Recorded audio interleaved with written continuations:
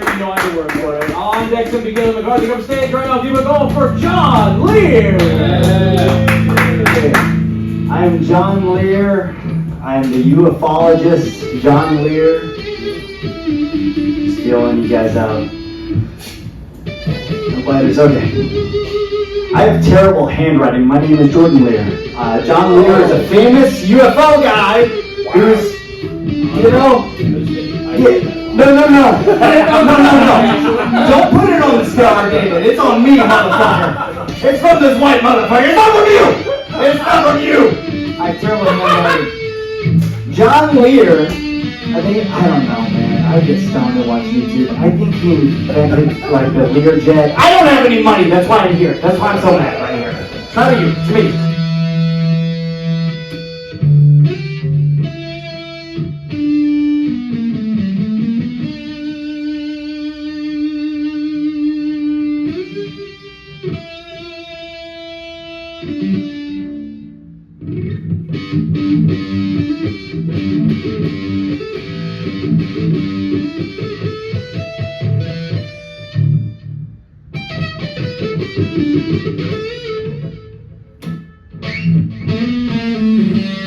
Welcome to the Jordan Lear program. Welcome to the 102nd edition of this program, this multimedia podcast, variety show, entertainment program, hosted and created by myself, Jordan Lear, the multi-talented artist of your generation, the actor, singer. Am I a singer? Guitar player. I am a guitar player. Musician all the way around. I can hold 3 notes on a keyboard. Filmmaker. Fashion enthusiast. Fashionista. Trendsetter. Bedwetter. A lot of things. I'm the host of this. This is the show where I put out content and you're content. And we're going to cover all the movies and books and shit I've read and put down my brain. I'll glance over them briefly. I will talk about my career, where I'm at as a performer. None of this is to be taken seriously. If you're new to the program, you don't know that, but now you do. This is all fake fiction. It's presented very cinema verite, but it's not real. None of it's real, okay? This is my octagon of entertainment. Anything goes, and it's not real, and it's not even prepared, so fucking don't hold me to it. Don't think it's supposed to be good. It's free. It's free. It's free. We're going to talk about sports later.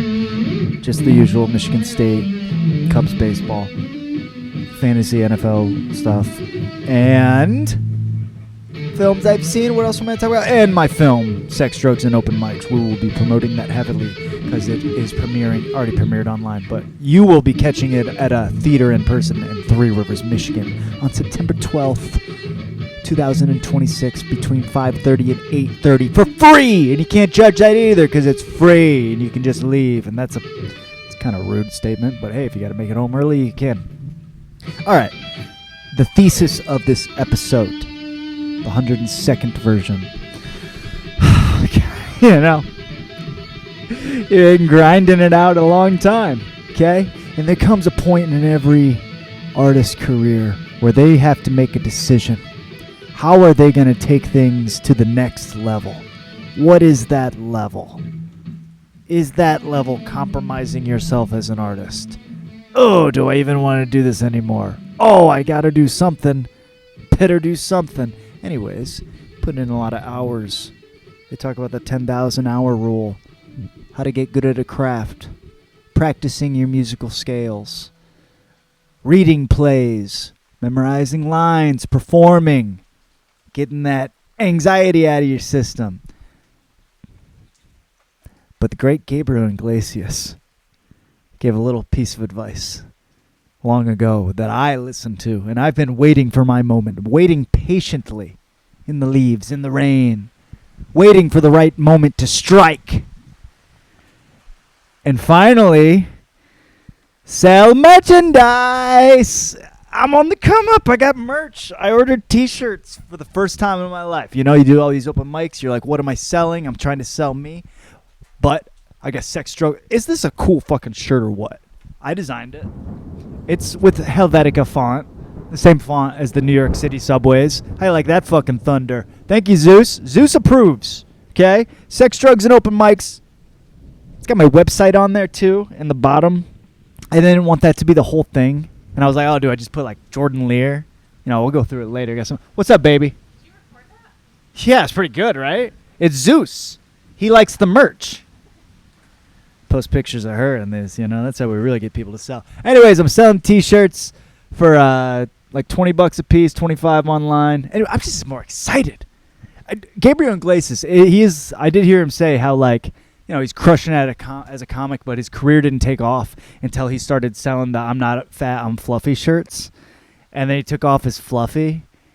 And dude, well, before Spotify took all the fucking money away from musicians, even like 20 years ago, I was hearing this guy from Sick Puppies talk about how as a musician you need to take care of your merch.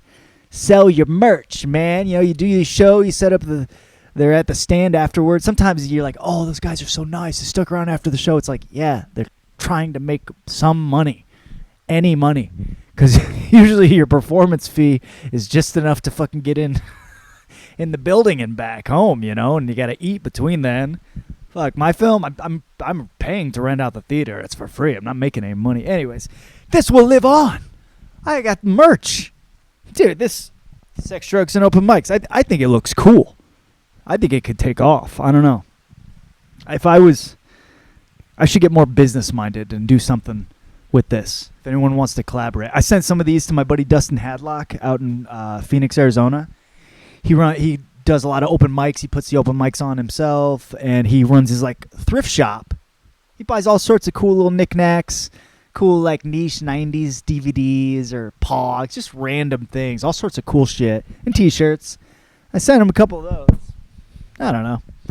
Could be a thing. But, dude, merch is cool. My friends have had merch. Dude, this hat is a butt hat from my friend Chris Gardner, comedian out in Los Angeles, one of the funniest comics I've ever met, as goes with all this stuff I'm going to show everyone. Dude, but this is even cooler because it doesn't even have his name on it.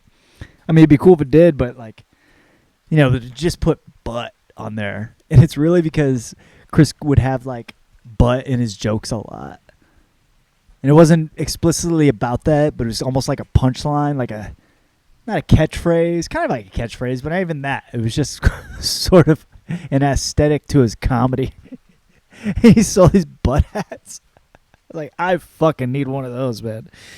Connor Hangsleben, my buddy, he hooked me up with one of his shirts. We did shows together in Michigan. I met him out in L.A., but he's from Minnesota. And he's got this cool... He's got like a lawnmower. If you look at this shirt, it says, what does it say? I get rambunctious from time to time. Anyways, it's got a lawnmower because my friend Connor, he's for real redneck, and his dad races lawnmowers. Is that why he did that? Yeah. Connor had a shirt, man, and he tours and he sells his shirts. He's got different shirts now because he's got his handle on the back. It says the funny fat chick on the back. His Instagram has changed since then. I'm pretty sure his Instagram now is Comedian for Christ. Connor's funny, man. Oh, it's got his name on the... That's a good move, yeah. I was like, I got to get my name on the shirt somehow, you know? It's bottom, it's down there. I don't know. You get it. Connor's got a great fucking shirt. Kenny Lyon. I have 3 of these shirts, and this is awesome because this is him. Like, this is what I would... I kind of want a shirt like this of myself sometime. How it's like you. Because this is like you're supporting a fucking rock star. It's got his name. If you know Kenny, he's always got that hair and fucking... You know, he sometimes wears a hat like that, but... I got a black one of these and a gray one. Kenny's a great guy. I love Kenny Lyon. Is that all the merch I have? But, dude, I love T-shirts. I'm pumped. I'm excited I got my own. Like, dude, This is one of my dad's old buddies I used to do construction with when I was a kid. R&D construction. That has nothing to do with comedy. I just thought it was cool. I've had this shirt forever. You know, but like, everyone gets your Abercrombie shirts or your fucking Gap shirts, and that's cool. Those sometimes it's cool, but like, real niche shirt that's got a fucking like a individual print deal on it. You know, like my friend's old band Seraph. I got some fucking Seraph shirts. It's pretty fucking cool to me.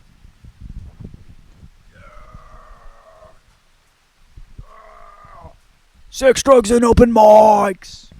It's provocative. It's like Steven Soderbergh, Sex, Lies, and Videotape. And it's like fucking Eric Bogazian, Sex, Drugs, and Rock and Roll. He has monologue plays. Anyone know what I'm talking about? It's okay if you don't. You guys will catch up one day. Anyways, go to my website, jordanlear.com, for more information, or watch the movie, or buy a t-shirt, or I don't know, just watch this and love it and enjoy it, because I do.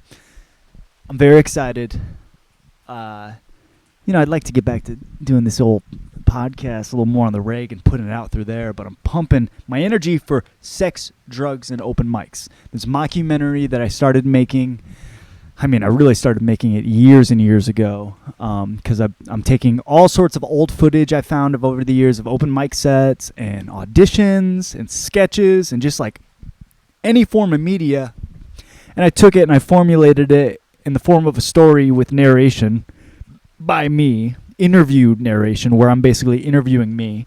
Anyways, it's a total work of fiction, presented very much like this, cinema verite. It's about a person losing their mind and trying to make contact with aliens while they do it. That's the whole crux of the story. It's like presented as if you're watching an expose of a person trying to be famous, but I've got this thread through line where the main character, me, is trying to make contact with aliens the entire time.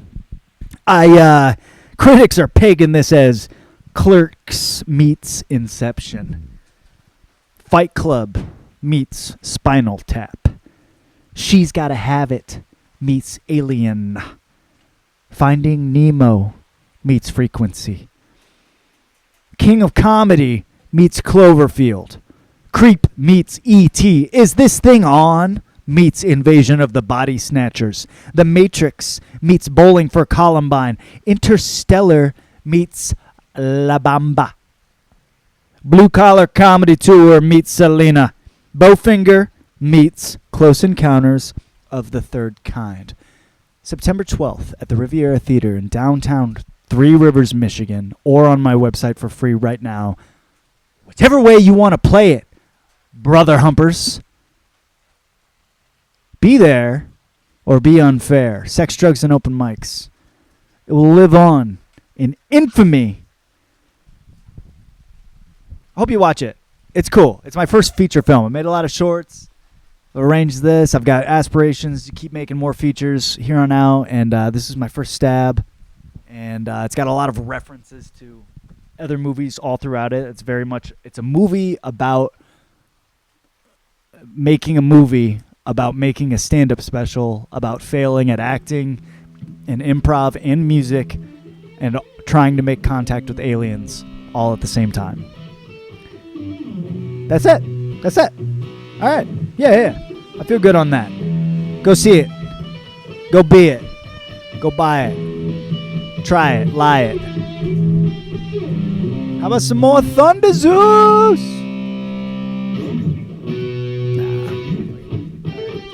The next segment will be one of the next segments. It'll be coming up next. Peace, love.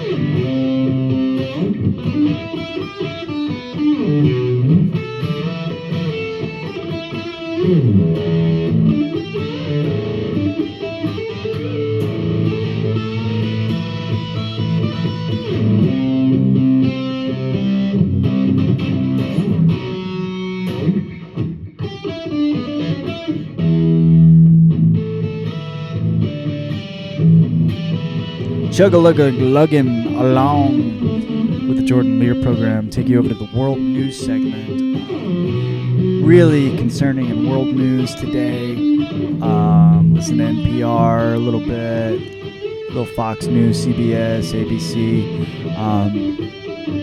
It's hard for me to tell what's going on out there. Really. Okay. And by that, I mean, I barely remember what year it is or who the fucking president is. It's so easy for me to tune stuff out. I just don't care. You know? I just don't care. I heard a story the other day about somebody I know, their dad, got mad at his friend over politics. They were having a nice little barbecue. And the guy, got mad. He's like, fuck you, Trump's a motherfucking bitch. And the guys were friends for, their whole lives. And one guy left, which is uncomfortable, you know. But on the way out, one of the other gentlemen grabbed a handful of rocks and threw it at his friend's car that he knew, his friend of over 40 years. Just pelted it with rocks over the election. That's a true story I heard about someone. That's crazy. And that's just a story I heard, okay? Imagine about the stories you'll never hear, okay? What about the stories you probably know at home and you're keeping to yourself? It's a fucked up world we live in. I think Facebook was designed to tear families apart. It was the CIA designed it to rip apart the entire society of humanity. And it's impressive. And we will rebuild stronger. I am confident of that. We'll rebuild this world better. I feel like Apocalypse in X-Men, which isn't good because he's the bad guy. Alright, that's it for world news.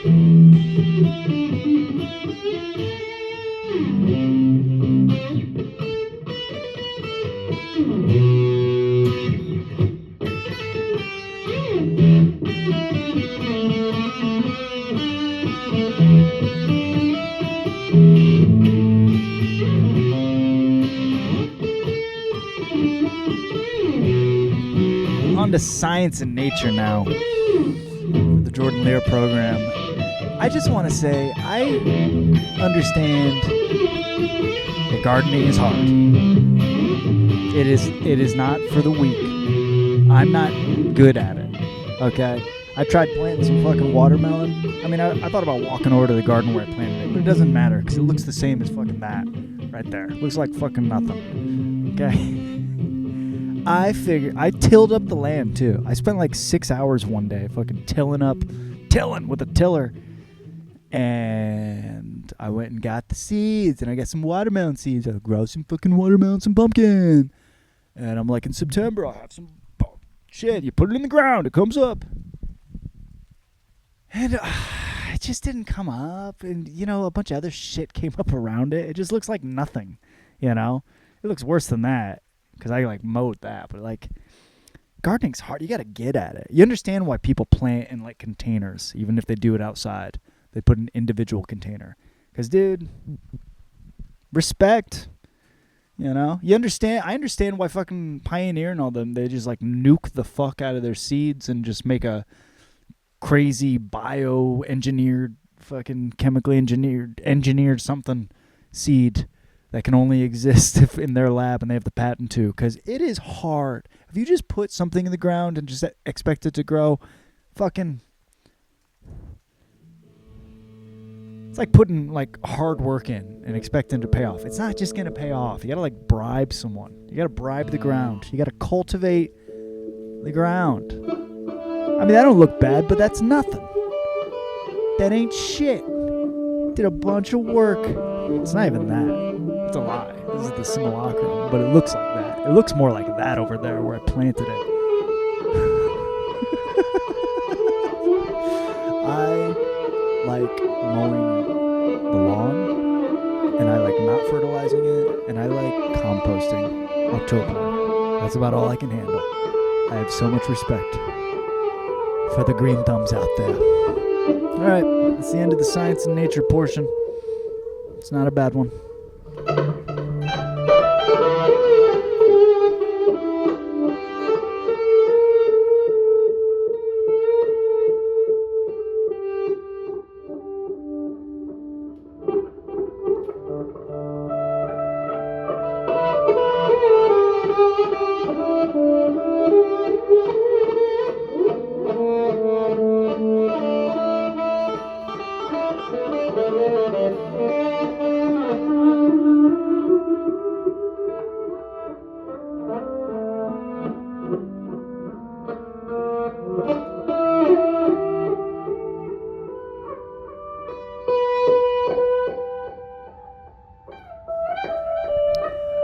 Welcome back to the Jordan Lear program. Welcome to the Sports Report. I am a sports enthusiast. I love all sports, even soccer. I watched the World Cup, and it was cool because I was in New York while it was happening, and it was like Harry Potter during the Quidditch World Cup, if you remember reading in Goblet of Fire when he goes and there's all the different countries. Holy shiitake mushrooms. First off, I take a plane to New York. They're playing Japan versus Brazil on the flight. Everyone's going ape shit. I'm kind of talking shit because it's a bunch of white people cheering for Brazil. And I'm like, yeah, you want to show people you're affluent and you like soccer. But I get to New York. And I go get dinner that night. And fucking Paraguay is playing someone. And I go to this bar. And it's full of Paraguayan people. Which I didn't know was... I certainly didn't know it was going to happen that night. I thought you had to go to Paraguay for that. Of course, you'd find it in New York, though. But, dude, it was just not like everyone was so hardcore Paraguay. Same, I went with fucking Norway was kicking ass. All these Norwegians. Hoot, hoot, hoot. Coming from pro wrestling, I can quickly get into anything. I can find the underdog, the blue blood. It's really easy to root against England and France. Don't you worry. Take down Messi, take down Spain, and take down Argentina, take down the big guys. You know, you're just rooting for Mexico the whole way. The World Cup was awesome. I'll try and remember when it comes around the next 4 years or whenever. The Olympics, shouldn't that come up first? I don't know. There'll be another big soccer. For sports, I'm big time into baseball, and a lot of time has spanned since the last time I did this podcast. But since that time, my friend Kevon took me to a White Sox Tigers game. My first time going to, U.S. Cellular Field? I don't know. I just call it White Sox Stadium, which is cool in itself. I'm not a White Sox fan. I'm trying to be a Tigers fan. I'm a Cubs fan. I love the Cubs, okay? I love them. But he wanted to go to a baseball game, and I love baseball, so I will go to any fucking baseball game. And I went, and it was awesome. It was a good time. Not a White Sox fan. However, I went to Goodwill, and I was looking for some Tigers gear before then. I found this shirt, which is fucking like $12 or some shit, which is way too much at Goodwill. Holy shit. It is like some retro guy. If I show you the back, I probably should. It's like Whitaker or Whitman. I didn't know. I'm not a big Tigers guy. I'm trying to be a Tigers guy. Anyway, I wore that, and I found this White Sox thing, and I'm not a White Sox guy, but I like sports, and this thing's kind of cool, man. It's like half jersey. It doesn't have any name on the back or anything. And I'm just like, you know what? I'm going to wear both of them. Fuck it. And I wore them. And not only that, I'm wearing both teams, you know. And I had this plan. I wanted to be like, we'll be in the outfield. White Sox will hit a homer. But then I'll throw it back. And I'll take off the White Sox thing. And I'll reveal the Tigers. This is my big grand plan. Fast forward. That didn't happen. It was just me in the stands. But the topper to the whole outfit, okay, if you really want to piss people off at a game, what do you wear? Okay, what do you think? Oh, you wear the away team stuff. You know, it's like it's at the White Sox. I'll wear Detroit stuff. It's like that's the way to get, you know, some attention, or vice versa. But the way to really infuriate a fan is to really throw them a curveball, throw them something they can't understand. So that's why I wore both. So Tigers fans and White Sox fans would be like, what? But I added a little sweetener on top. The best part is the hat I wore. It wasn't this Cubs hat even. I wore a Yankees hat. For no fucking reason. Just for fucking no reason. I had so many people in line as we were waiting to get admitted to the ballpark or in the stands, just or at the concession, everywhere around the ballpark. Everyone's like, because they catch the Tigers, they go, "Who are you? Wait, Yankees? Wait, what are you?" Pretty much everyone. I got a decent laugh. I was like, I'm having an identity crisis. If you follow this podcast, if you know me, I went cold turkey from sports for like 10 years, dude. I mean, I've always loved sports. I've always played the games. I've always went. I've rooted. I've bet. Spartan Nation. Go back to Constantine. Whatever. I like watching it. And I stopped. And I did art for like 10 years. And then last year, I made a real conscious decision. I was like, let's play fantasy football with your friends. Let's play a little video games. Let's watch some sports. And let me tell you, I very much enjoy it. There's not much pressure in it. I used to put too much pressure into how much the fucking refs rigged it. Now I don't care. Rig it. It's all the circus. Do it for me. Okay, where am I at in the sports report, though? I feel like I had some... Okay, so that explains the fucking outfit. But where are we? Man. Baseball. I'll say this about the Cubbies. They're 6 games back. They're 5 games back. And the Brewers just seem ahead of them. I don't know if they'll get caught. But it's kind of a shame, and I am a Cubs fan, but it's a shame that it doesn't even matter that the Cubs are going to be in the playoffs anyways, because they let so many people in to the playoffs now.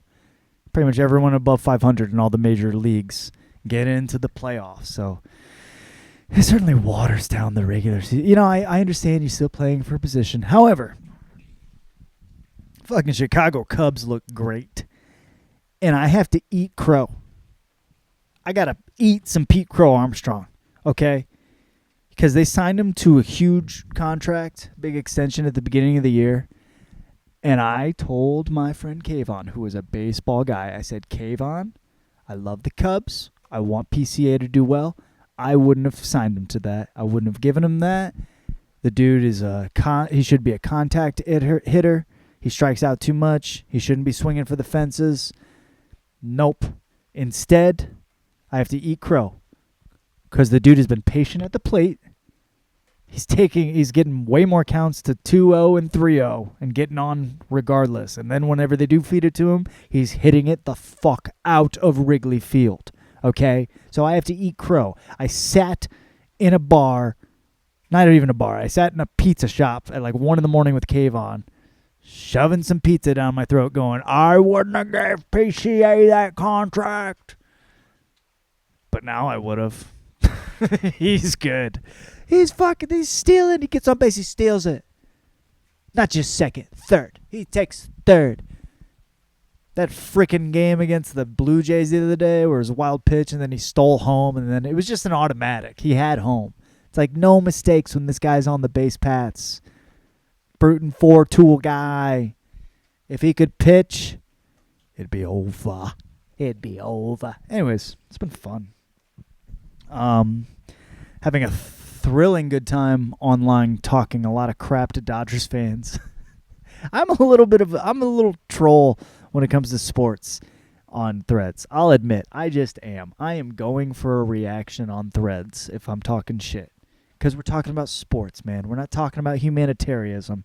So when the Dodgers, who I love, by the way, because they're so evil. I love that they're so fucking Dr. Evil. They're the new Yankees. And they just buy in everyone. And their owners, like, allegedly getting investigated for not some kind of greasy monetary things along with a lot of other people in the upper echelon. Anyways, the Dodgers are evil. And I love it. I want someone to root against, okay? And I was all like, you guys can have Scooball. He's going to choke. I'm like, you guys are ruining baseball. I didn't even say you're ruining baseball. I said Dodgers fans aren't baseball fans. They're capitalism fans. Which is just a dig at them. The truth is they are such fair weather fans. I mean, come on now. No one's fucking from that city, and the people that are, they don't give a fuck about baseball, okay? You know, some of the people in East LA do, And that's cool. That's who is the fans. But everyone else who I'm talking shit against, you ain't the ones. You ain't the ones, okay? Fucking Scooball wants to act like he's all crying because I had to leave my brothers on the Tigers. I had to leave the Tiger Den. Maybe I'll come back next season. This deal was set up at the beginning of the season. At the beginning of the season, no matter what, they said, hey, let's have him go injured, and I want him to come back to us when he comes back. Okay? We're friends, Tigers. Tigers die. We're friends. We'll make a decent deal for you guys. We want this. Because next year he's coming to us anyways. That's what I think. But what do I know? I'm wearing hats and T-shirts and jerseys with 3 different teams right now. Having an identity crisis. Scooball can have it too. Scooball can have it too. So that's sports, man. You know, I'm getting pumped for football. I am. I'm playing the video games. I guess I'll get into that more later on the program when I go through the list of things. But I'm very excited for MSU football because the bar is low. You know, we were so bad last year that I just want to see the first quarter against Michigan. I don't care. Like, the bar is low for me. We got a new coach. Might be working out.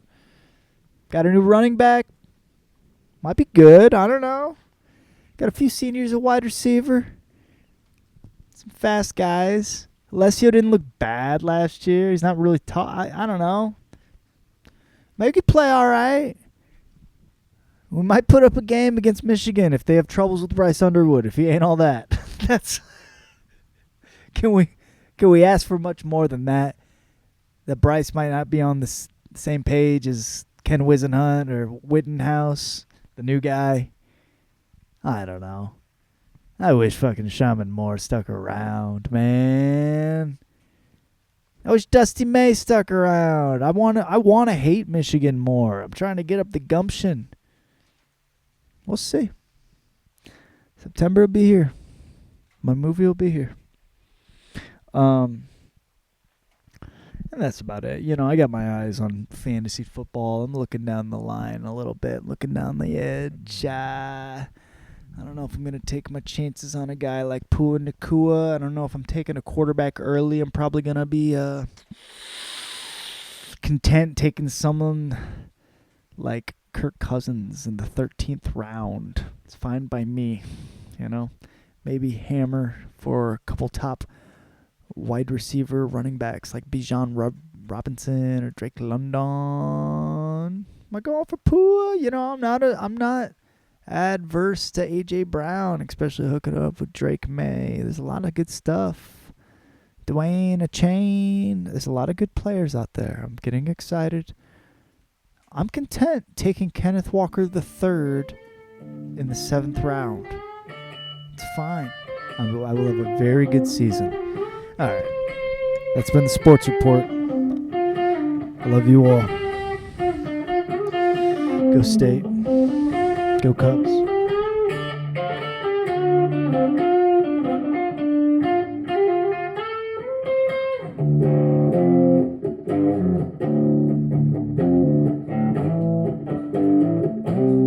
Welcome back to the Jordan Lear program. Time for the program, the list of all the films, movies, television shows, documentaries, plays with my 2 cents about everything. I don't know.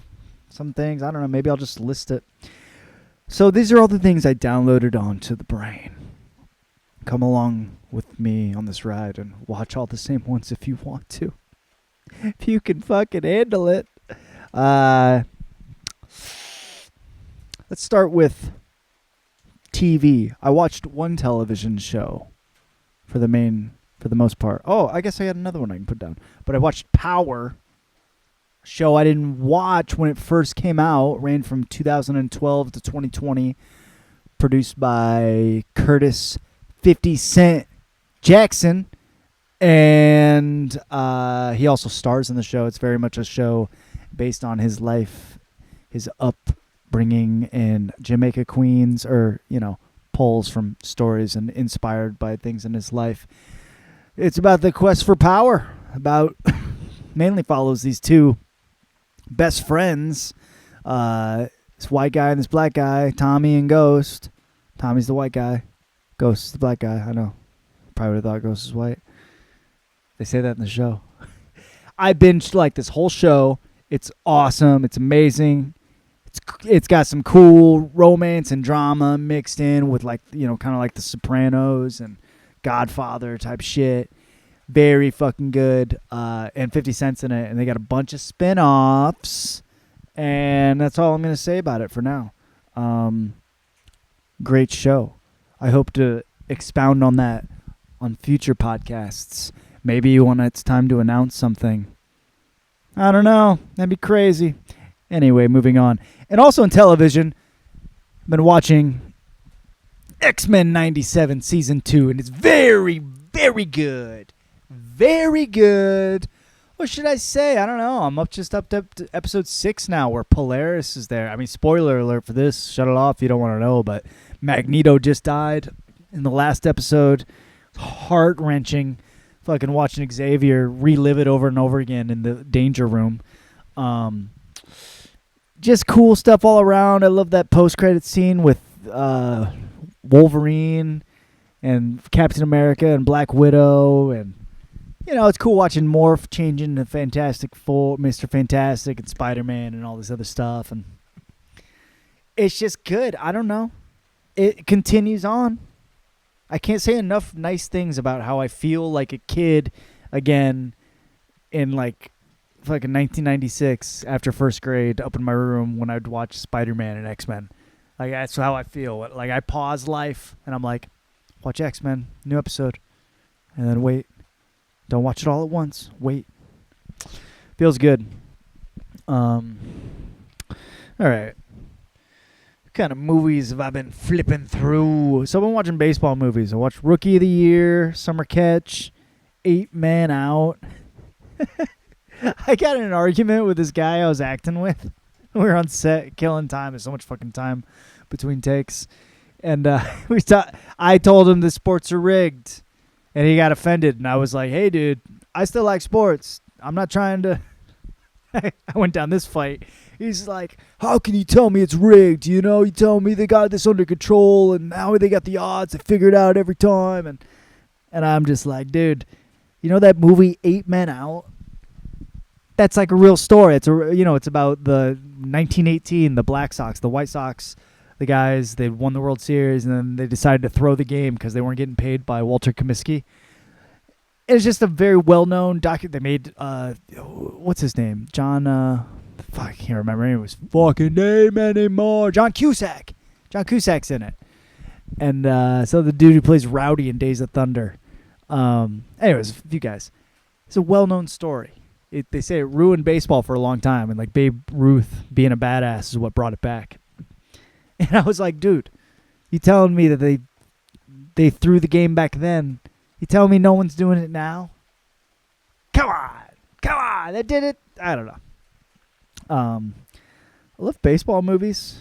I feel like I watch for love of the game. Maybe just watch a scene of it. It's baseball season. Baseball movies are one of those things where you can put them on in May.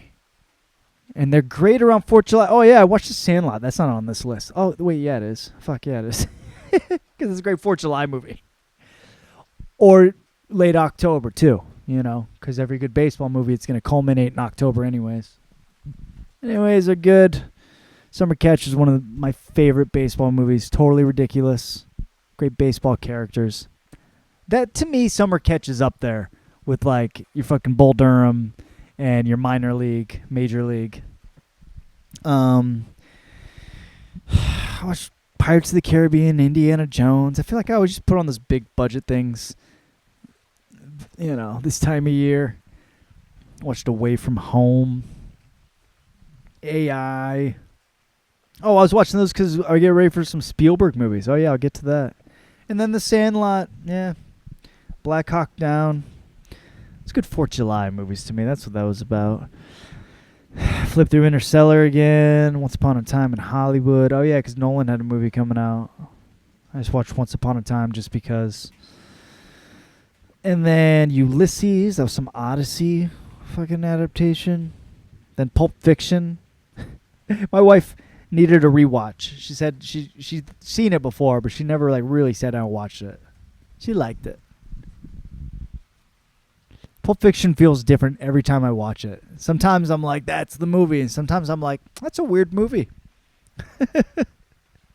I watch Point Break. You know, I'm at the point in my life. I'm at the Point Break in my life where I didn't grow up watching Point Break.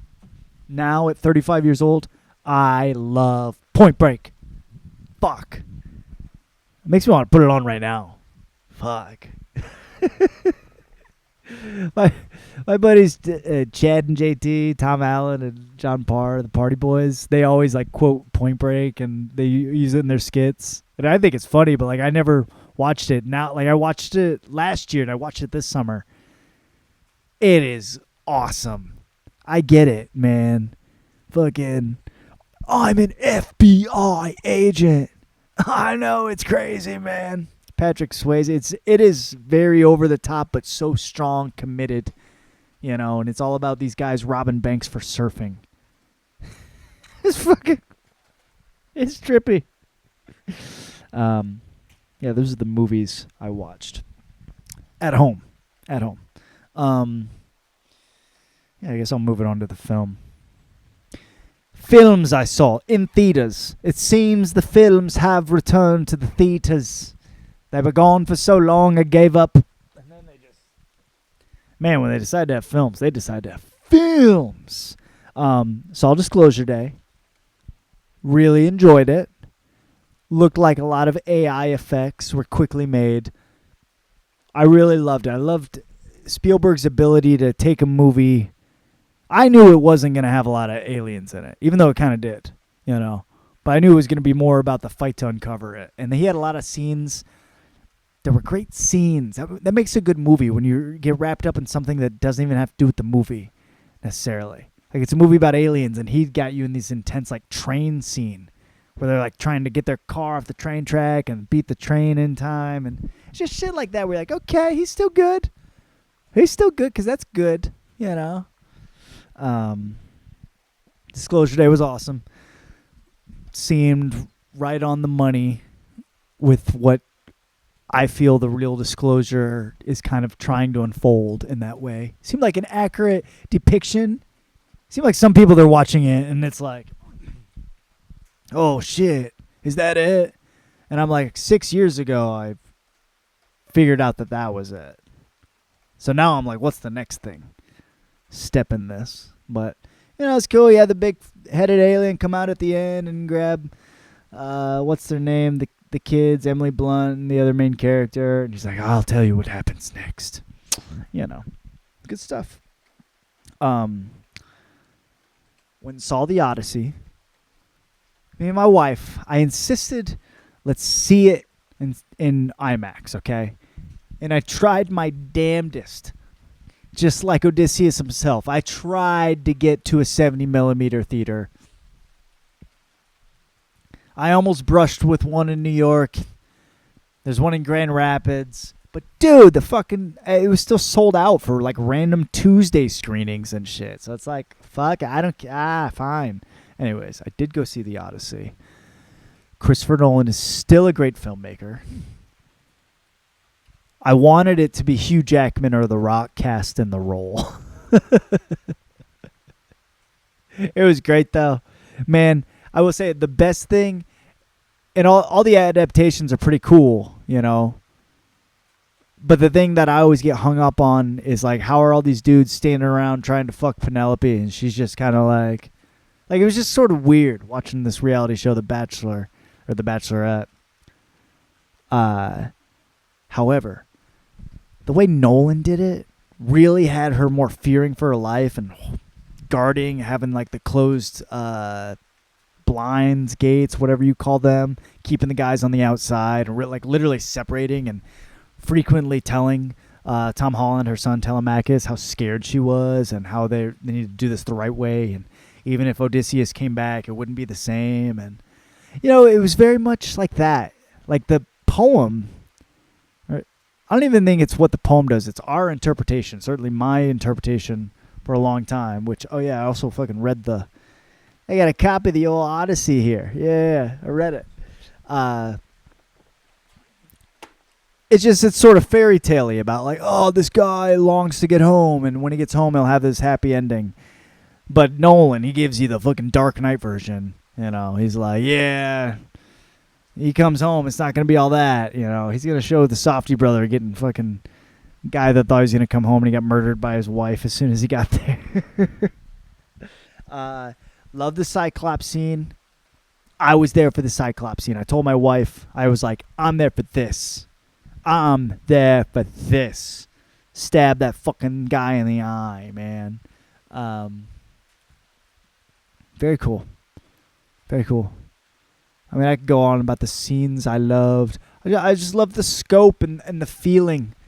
And you can kind of tell the way...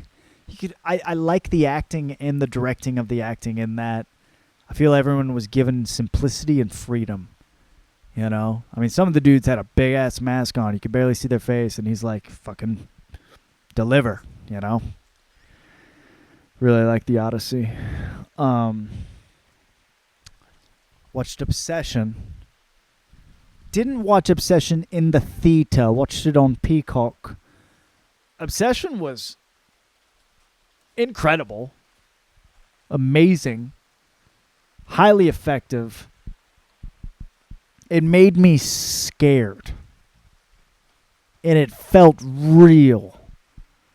And it felt like other things I've experienced in my life. I was really like, they pushed it to the limit. It was an obsession. This guy puts on the spell on this girl and she gets obsessed with him, and it's like, oh man, that gets scary. And the scary stuff that was like overly scary, that was scary. But the simple stuff, like him just scared to tell her that he wanted to hang out with just his guy friends for one night, and her freaking out, that scared me.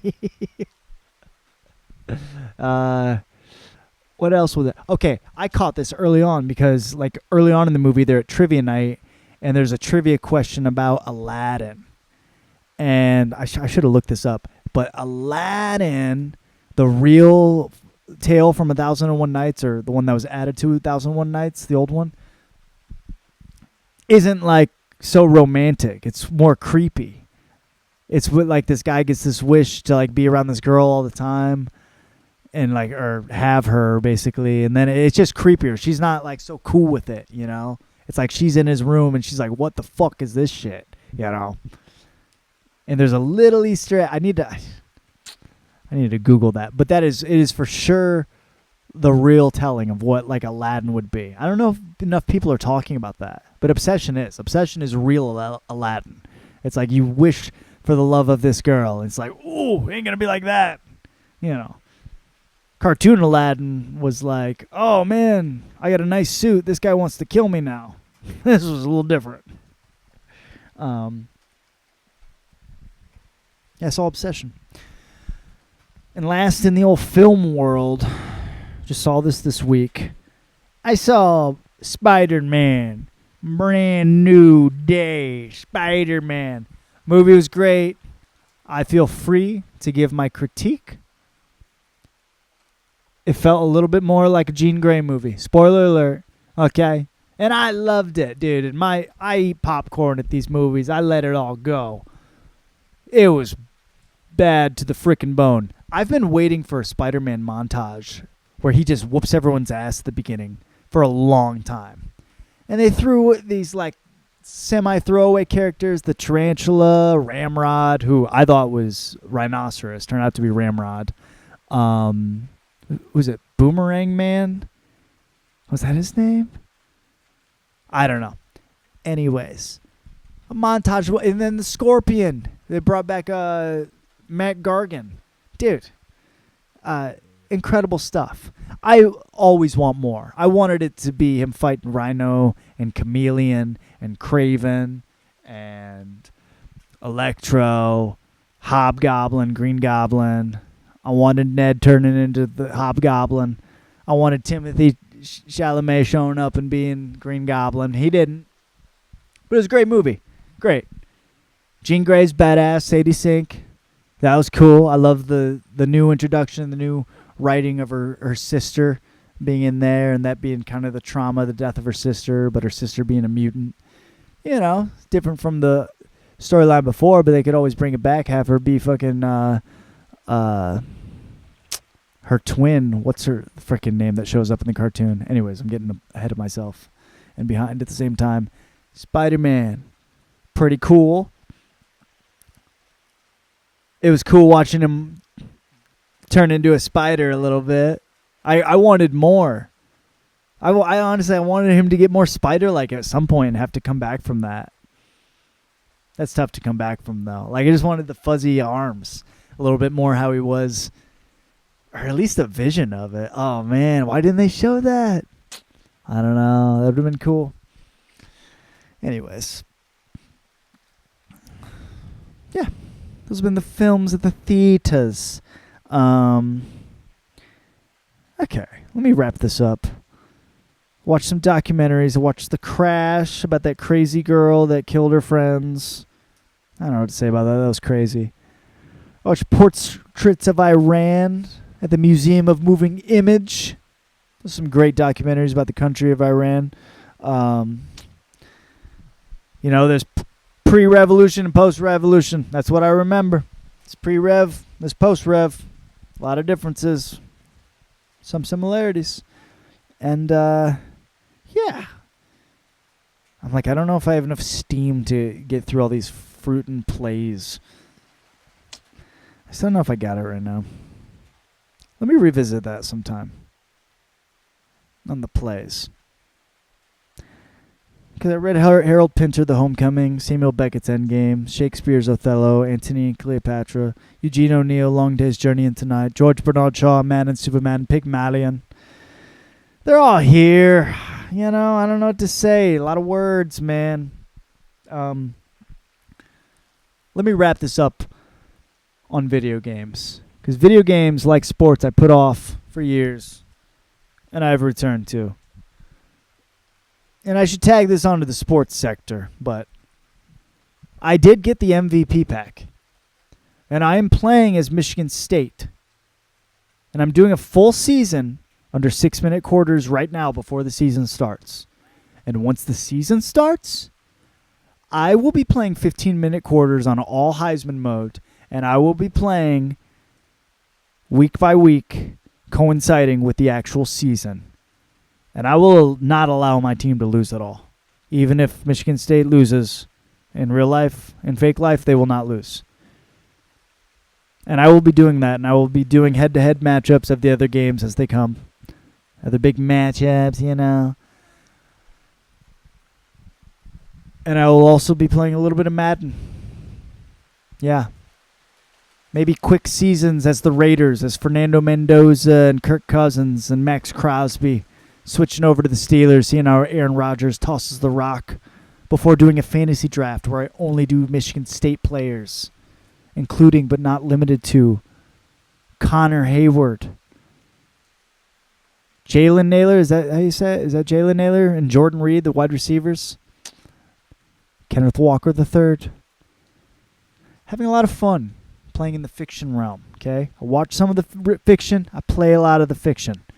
I've been trying to beat Michigan on All-American mode for the past 4 nights. Hasn't panned out for me. Last night I got real close. Got a little cocky there at the end. Gave up an interception. Okay. I was playing Spider-Man Miles Morales for a minute there. I'll be honest. But now that I got the MVP pack, I might not need real life ever again. All right. That's all I think I got for the old program. Okay? Come on out, September 12th. See my film, Sex, Drugs, and Open Mics, at the Riviera Theater for free. Between 5:30 p.m. and 8:30 p.m., we will be showing a film. Okay? One of these t-shirts. I'm not wearing it now. There. Sex, Drugs, and Open Mics. You get it. Okay. God bless. 102 of these. This was definitely the best one ever. Thank you. And good night. And good luck. And good evening. And good morning. And good riddance. You sorry bastards.